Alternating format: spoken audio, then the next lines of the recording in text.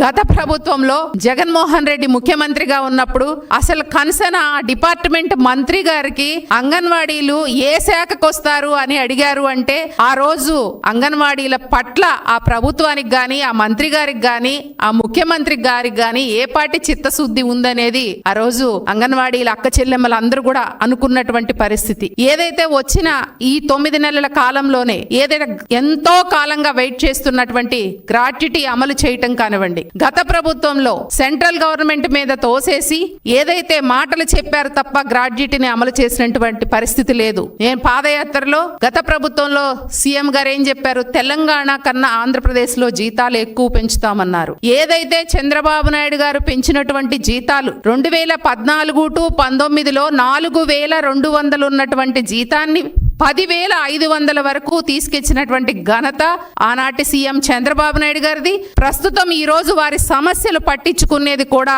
ఈ రోజు గౌరవ మా సీఎం చంద్రబాబు నాయుడు గారిది మాత్రమే.